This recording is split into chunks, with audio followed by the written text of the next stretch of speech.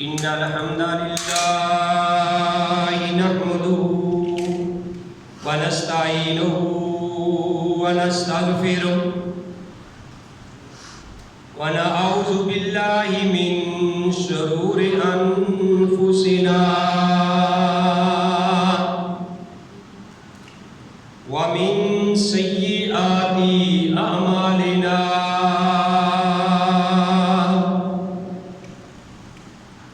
من يهده الله فلا مضل له ومن يضلل فلا هادي له وأشهد أن لا إله إلا الله وحده لا شريك له وأشهد أن محمدا عبده ورسوله يا أيها الذين آمنوا اتقوا الله حق تقاته ولا تموتن إلا وأنتم مسلمون يا أيها الناس اتقوا ربكم الذي خلقكم من نفس واحدة وخلق منها زوجها وبث منهما رجالا كثيرا ونساء واتقوا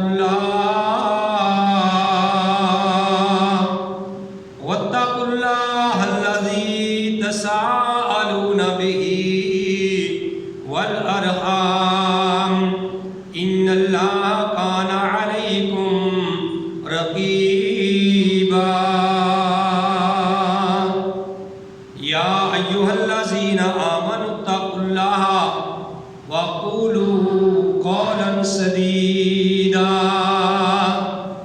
يصلح لكم أعمالكم ويغفر لكم ذنوبكم ومن يطع الله ورسوله فقد فاز فوزا عظيما أما بعد فإن خير الحديث كتاب الله وخير الهدي هدي محمد صلى الله عليه وآله وسلم وشر الأمور محدثاتها وكل محدثة بدعة وكل بدعة ضلالة وكل ضلالة في النار. أعوذ بالله السميع العليم من الشيطان الرجيم. بسم الله الرحمن الرحيم. قال الله تبارك وتعالى في سورة بني إسرائيل قل لو كان في الأرض ملائكة يمشون مطمئنين.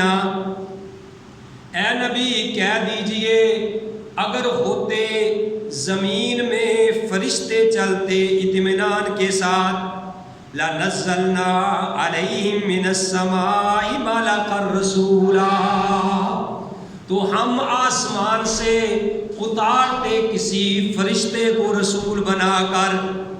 قل کہہ دیجئے کفا باللہ کافی ہے اللہ شہیداً گواہ بینی و بینکم میرے اور تمہارے درمیان انہو کان بعبادہ خبیراً بصیرا بے شک ہے وہ اپنے بندوں کی خبر رکھنے والا اور دیکھنے والا.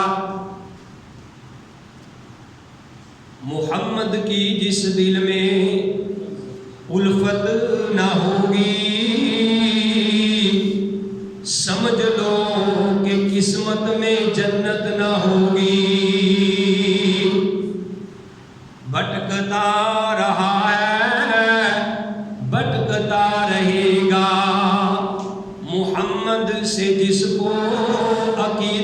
نہ ہوگی۔ کرے جو اطاعت دل سے محمد کی، رب کعبہ کی قسم اس کو پیر و مرشد کی حاجت نہ ہوگی۔ ہر قسم کی حمد و ثنا اللہ وحدہ لا شریک کی ذات پاک کے لیے، وہ اللہ جو ساری کائنات کا خالق، مالک اور رازق ہے۔ وہ اللہ ہمیشہ سے ہے اور ہمیشہ رہے گا۔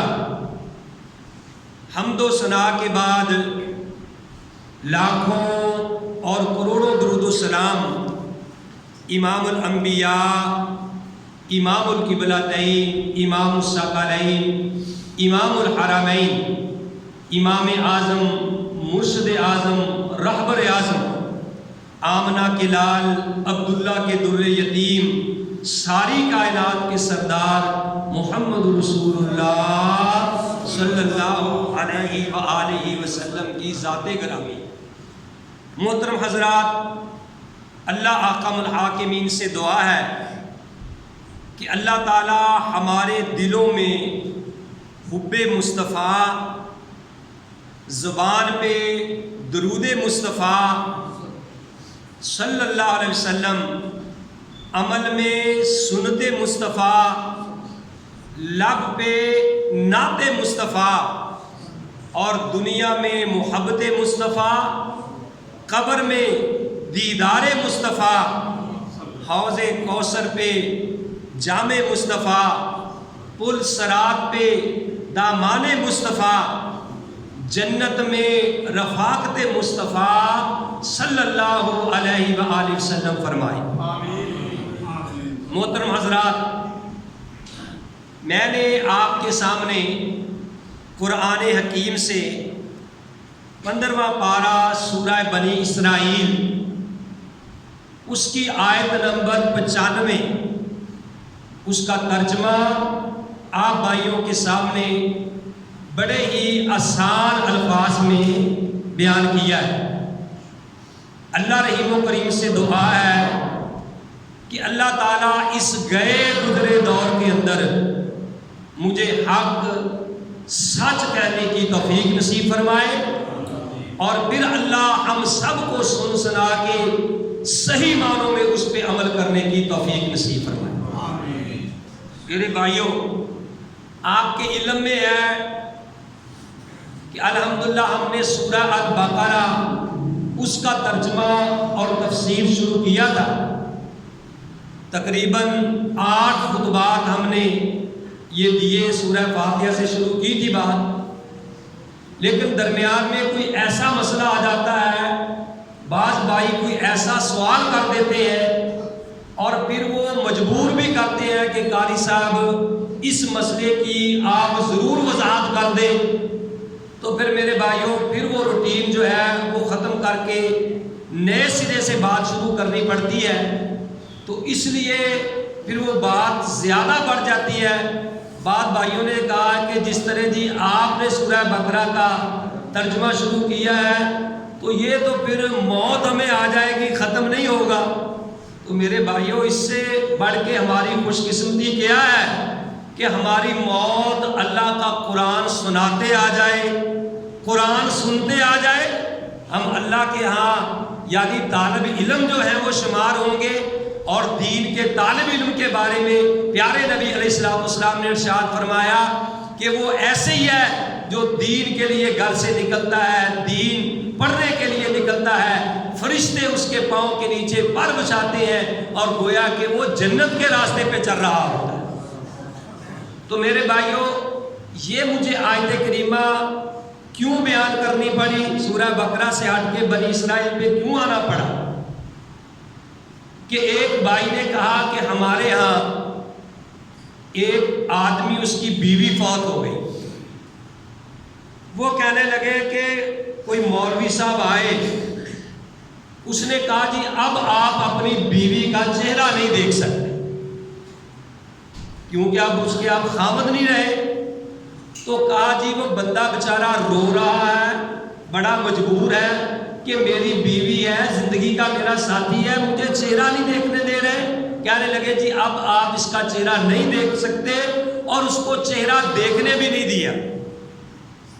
اور کئی ایسے بھی مسائل سامنے آئے ہیں کہ اگر خامد فوت ہو جائے تو پھر روک دیا جاتا ہے کہ اب وہ آپ کی بیوی نہیں رہی، لہذا خامد جو ہے وہ اب اپنی بیوی کا چہرہ نہیں دیکھ سکتا.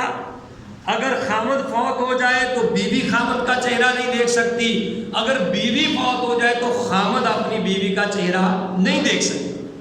تو میرے بھائیوں، اس بھائی نے یہ مسئلہ پوچھا تو میں نے کہا کہ پتہ نہیں کتنے لوگ اس میں مبتلا ہوں گے، تو اس کی وضاحت کی جائے. تو یہ آیت کریمہ میں نے اس لیے پڑھی ہے کہ اللہ احکم الحاکمین نے یہ بات فرمائی کہ قل، اے نبی آپ اعلان کر دیجئے، لو کان فی الارض الملائکہ، اگر زمین کے اندر، لو کان فی الارض ملائکۃ یمشون، اگر زمین کے اوپر فرشتے ہوتے، وہ چلتے پھرتے ہوتے، زمین کے اوپر فرشتے رہتے، لنزلنا علیہم من السماء ملکا رسولا، تو ہم پھر آسمان سے ان فرشتوں کے لیے کوئی فرشتے کوئی رسول بنا کر بھیجتے. لیکن چونکہ زمین پہ انسان بستے ہیں تو انسانوں کو سمجھانے کے لیے اللہ احکم الحاکمین نے انسانوں میں سے ہی رسول بنا کے بھیجے ہیں. وہ کون ہے؟ محمد رسول اللہ صلی اللہ علیہ وآلہ وسلم. اور پیارے نبی علیہ الصلوۃ والسلام کی زندگی کو ہمارے لیے اللہ نے نمونہ بنا دیا ہے. اور اللہ نے قرآن میں کہا لقد کان لکم فی رسول اللہ اسوۃ حسنہ، کہ اے لوگو ہم نے تمہارے لیے نبی کریم علیہ الصلوۃ والسلام کی زندگی کو نمونہ بنا دیا ہے. اگر پیارے نبی علیہ الصلوۃ والسلام نور من نور اللہ ہوتے اور وہ انسانوں میں سے نہ ہوتے تو میرے بھائیوں پھر وہ شادی نہ کرواتے. اگر آپ کی شادی نہ ہوتی تو پھر آپ یہ نہ کہتے کہ النکاح من سنتی، کہ نکاح میری سنت ہے. وَمَن رَغِبَ عَن سُنَّتِي فَلَيْسَ مِنِّي، کہ جس نے میری سنت سے اعراض کیا وہ بندہ مجھ میں سے نہیں ہے. کیونکہ نبی علیہ الصلوۃ والسلام انسانوں میں سے آئے، اس لیے پیارے نبی علیہ الصلوۃ والسلام نے فرمایا کہ النکاح من سنتی، کہ نکاح میری سنت ہے، یہ میرا طریقہ ہے. من راغب عن سنتی فلیس منی، جس نے میری سنت سے اعراض کیا، جس نے میری سنت سے منہ پھیر لیا، وہ ہم میں سے نہیں ہے. پیارے نبی علیہ الصلوۃ والسلام اگر انسانوں میں سے نہ آتے، وہ نوری ہوتے اور اللہ کے نور کا حصہ ہوتے، تو میرے بھائیوں پھر پیارے نبی علیہ الصلوۃ والسلام کھانا نہ کھاتے، آپ پانی نہ پیتے. اگر آپ کھانا نہ کھاتے، پانی نہ پیتے، تو پھر ہمیں کون یہ بات سمجھاتا کہ جب کھانا کھایا جائے تو اس وقت پڑھنا چاہیے الحمدللہ الذی اطعمنا وسقانا وجعلنا من المسلمین، کہ تمام طریقے اس اللہ کے لیے ہے جس نے ہمیں کھانا کھلایا، جس نے ہمیں پانی پلایا اور جس نے ہمیں مسلمان بنایا. بابا جی جاگ کے 15-20 منٹ کا خطبہ ہوتا ہے تو ذرا ایکٹیو ہو کے ہوشیاری کے ساتھ سنا کرو، پتہ چلے کہ کیا بات ہوئی ہے. اگر سونے ہی آنا ہے تو پھر فائدہ کیا ہے. تو میں یہ بتا رہا تھا کہ پیارے نبی علیہ الصلوۃ والسلام پھر کھانا نہ کھاتے، اور ہمیں کون کہتا کہ کھانا کھانے کے بعد پڑھو الحمدللہ الذی اطعمنا وسقانا وجعلنا من المسلمین. اور پیارے نبی علیہ الصلوۃ والسلام اگر نور من اللہ ہوتے، انسانوں میں سے نہ ہوتے، تو پھر کون کہتا کہ جب واش روم میں جانا ہے تو پھر پڑھنا ہے بسم اللہ اللہم انی اعوذ بک من الخبث والخبائث. تو میرے بھائیوں اگر پیارے نبی علیہ الصلوۃ والسلام انسانوں میں سے نہ ہوتے، تو پھر جب انسانوں میں سے نہ ہوتے آپ کو نیند نہ آتی، آپ سوتے نہ، اور پھر ہمیں کون کہتا کہ جب آدمی سوئے تو دائیں کروٹ ہاتھ رکھ کے اپنے سر کے نیچے کہے کہ اللہم بسمک اموت و احیا، اگر پیارے نبی علیہ الصلوۃ والسلام انسانوں میں سے نہ ہوتے تو پھر ہمیں کون کہتا کہ جب آپ نے سو کے اٹھنا ہے تو اس وقت پڑھنا ہے الحمدللہ الذی احیانی بعد ما اماتنی والیہ النشور، کہ تمام تعریفیں اس اللہ کے لیے ہے جس نے ہمیں مارنے کے بعد زندہ کیا اور پھر ہم نے اللہ ہی کی طرف لوٹ کے جانا ہے۔ تو میرے بھائیوں اسی طرح سارے مسائل کی طرف دیکھ لیں، اللہ نے کہا کہ لقد کان لکم فی رسول اللہ اسوۃ حسنہ، کہ ہم نے تمہارے لیے نبی کریم علیہ الصلوۃ والسلام کی زندگی کو بہترین نمونہ بنا دیا ہے۔ تو آئیے پھر ہم اس مسئلے کی طرف ذرا غور کیجئے کہ جو کسی بھائی نے پوچھا کہ بھئی اب کیا وہ اپنی بیوی کا چہرہ نہیں دیکھ سکتا، یا بیوی مرنے کے بعد اپنے خاوند کا چہرہ نہیں دیکھ سکتی؟ انا للہ و انا الیہ راجعون۔ پیارے نبی علیہ الصلوۃ والسلام گھر میں آئے، آپ نے اپنے سر کو باندھا ہوا تھا، آپ نے فرمایا کہ عائشہ میرے سر میں بڑی تکلیف ہے۔ تو اماں عائشہ رضی اللہ تعالی عنہ فرماتی ہیں کہ یا رسول اللہ میرے سر میں بھی بڑی تکلیف ہے۔ تو پیارے نبی علیہ الصلوۃ والسلام نے فرمایا کہ لو مت قبلی لاغسلتک او کما قال، کہ اے عائشہ اگر تو مجھ سے پہلے مر گئی، لو مت قبلی، اگر تو مجھ سے پہلے مر گئی تو میں تمہیں غسل دوں گا۔ یعنی اگر خاوند اپنی بیوی کو غسل دے سکتا ہے تو پھر اس کا چہرہ کیسے نہیں دیکھ سکتا؟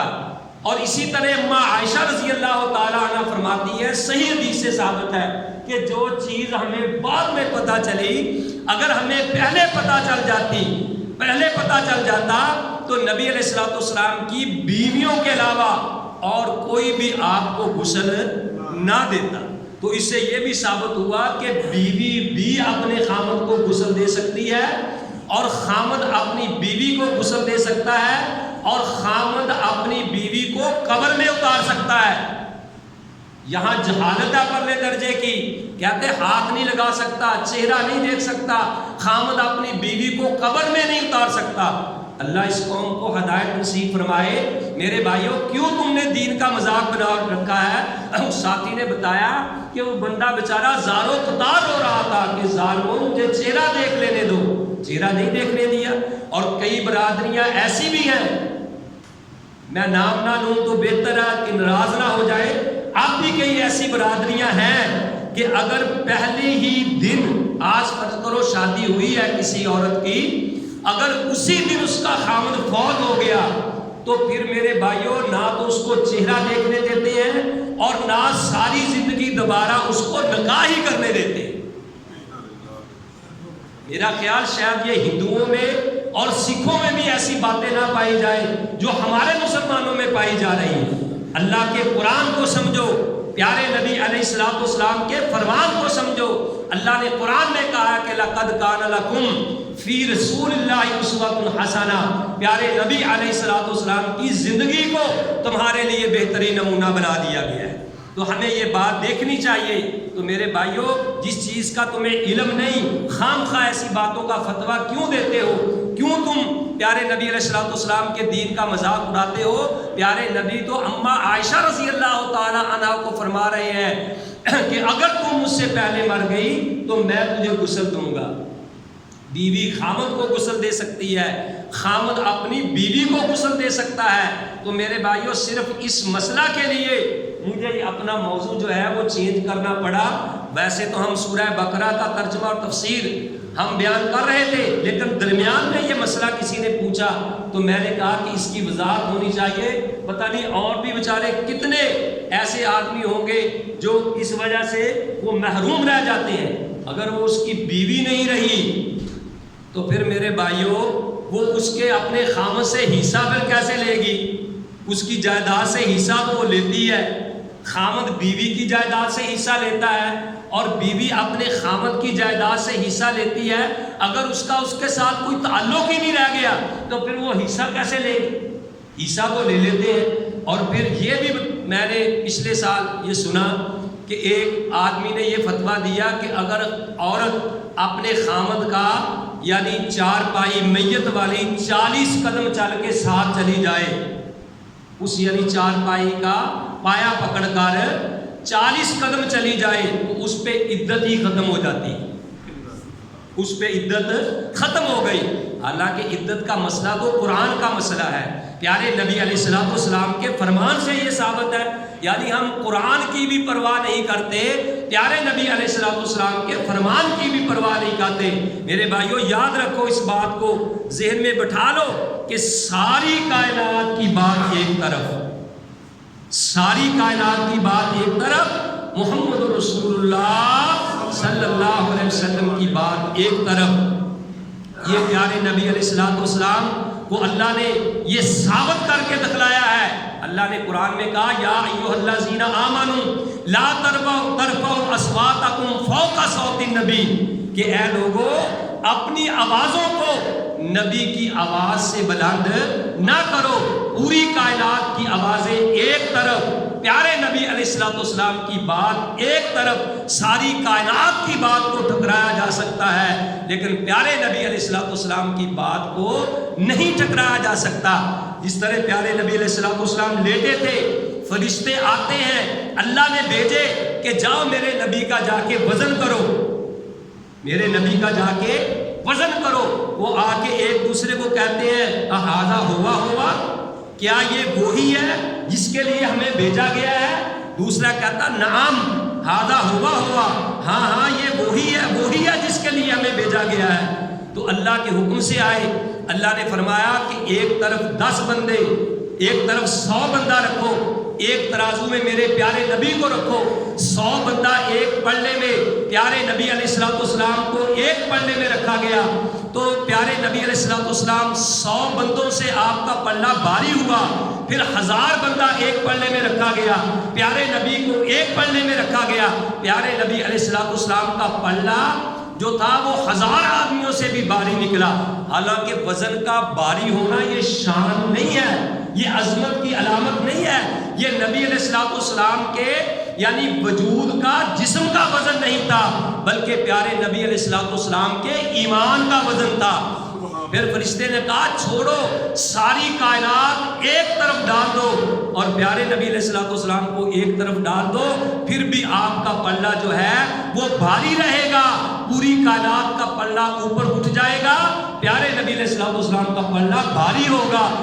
جس اللہ نے یہ بات بتا دی کہ جس طرح ساری کائنات ایک طرف اور پیارے نبی صلی اللہ علیہ وسلم ایک طرف، اسی طرح میرے بھائیوں سارے جہان کی باتیں جو ہے وہ ایک طرف، پیارے نبی علیہ الصلوۃ والسلام کی بات ایک طرف۔ اور اس لیے ہمیں اپنے ایمان کا بھی جائزہ لینا چاہیے کہ جب ہمیں کسی چیز کی ضرورت پڑتی ہے، کیا ہم پیارے نبی علیہ الصلوۃ والسلام کی بات کو ترجیح دیتے ہیں یا اپنے فائدے کے لیے کسی اور کو ترجیح دیتے ہیں؟ تو بھائی آئیے میں ایک حدیث آپ کو سنا کے اپنی بات ختم کروں۔ اصل میں تو میں نے اسی حدیث کا ترجمہ کرنا تھا، لیکن یہ ضمناً بات آئی تو مجھے پھر یہ بات بھی وضاحت کرنی پڑی۔ نبی علیہ الصلوۃ والسلام نے فرمایا، میرے بھائیوں میں ایک حدیث بیان کر کے اپنی بات کو ختم کرتا ہوں۔ پیارے نبی علیہ الصلوۃ والسلام نے ارشاد فرمایا لا تحاسدوا، کہ آپس میں ایک دوسرے کے ساتھ حسد نہ کیا کرو، ایک دوسرے کے ساتھ حسد نہ کیا کرو۔ اس کا علاج کیا ہے؟ کیسے بندے کو پتا چلے کہ میں اسے حسد نہیں کرتا؟ جس کے ساتھ آپ کو حسد ہے، آپ کے دل میں حسد ہے، اس کے بارے میں دعا کرنا شروع کر دو کہ یا اللہ اس کو عزت دے، یا اللہ اس کو مال دے، اللہ اس کو تندرستی دے۔ اگر تو آپ دعا کر رہے ہیں اس کے بارے میں، سمجھ لو کہ آپ کے دل میں حسد نہیں ہے، اور اگر دعا کرنے کو جی نہیں چاہتا، سمجھ لو کہ آپ کے دل میں اس کے بارے میں حسد ہے۔ کتنا آسان یہ کلیہ ہے، کتنا ججمنٹ کرنے کا بہترین یہ کلیہ ہے۔ اس کے لیے اگر دعا کرنے کو جی نہیں چاہتا، سمجھ لو تمہارے دل میں اس کے بارے میں حسد ہے۔ اور پھر پیارے نبی علیہ السلام نے فرمایا ولا تباغضوا، ایک دوسرے سے بغض بھی نہ رکھا کرو، ایک دوسرے سے بغض نہ رکھا کرو، غصہ کینہ بغض نہ رکھا کرو۔ ولا تجسسوا، اور کسی کے زہری عیب جو ہے ان کو بھی تلاش نہ کیا کرو۔ ولا تحسسوا، اور باطنی عیب جو ہے اس کی بھی ٹو میں نہ رہا کرو۔ اور فرمایا ولا تناجشوا، اور پیارے نبی علیہ الصلوۃ والسلام نے فرمایا کہ تم قیمتیں بڑھانے کے لیے اپنی بولی جو ہے اس کو نہ بڑھایا کرو، کہ حالانکہ اتنے کا مال نہیں ہے، صرف اس کو مال کو بڑھانے کے لیے، دوسرے کو پھنسانے کے لیے اس کی بولی لگوا دیتے ہیں۔ ایک دو بندہ ساتھ ملا ہوتا ہے، میں اتنے دیتا ہوں، میں اتنے دیتا ہوں، حالانکہ یہ وہ دھوکہ دے رہا ہوتا ہے۔ اور آخر میں پیارے نبی علیہ السلام نے فرمایا وَقُونُوا عِبَادَ اللَّهِ إِخْوَانًا، تم سارے آپس کے اندر بھائی بھائی بن جاؤ، اِنَّمَا الْمُؤْمِنُونَ إِخْوَةٌ، سارے مومن آپس کے اندر جو ہے وہ بھائی بھائی ہیں۔ تو میرے بھائیوں، میں نے آپ کو بتلایا تھا کہ سورہ بقرہ کا ہم نے ترجمہ تفسیر شروع کی ہے، لیکن یہ ضمناً کسی نے مسئلہ پوچھا تو میں نے آپ کو بتلا دیا۔ یہ باقی لوگوں کو بھی بتاؤ کہ خامد اپنی مری ہوئی بیوی کو غسل بھی دے سکتا ہے، اس کو قبر میں بھی اتار سکتا ہے، اس کا چہرہ بھی دیکھ سکتا ہے، اسی طرح بیوی جو ہے وہ اپنے خامد کو غسل بھی دے سکتی ہے، اس کا چہرہ بھی دیکھ سکتی ہے، اس میں کسی قسم کی بھی کوئی قباحت نہیں ہے۔ پیارے نبی علیہ الصلوۃ والسلام کی زندگی کو اپنے لیے نمونہ بنا لو۔ لقد کان لکم فی رسول اللہ اسوۃ حسنہ۔ اللہ احکم الحاکمین سے دعا ہے کہ اللہ تعالی ہم سب کو صحیح معنوں میں کتاب و سنت پہ عمل کرنے کی توفیق نصیب فرمائے۔ وما علیہ الا البلاغ۔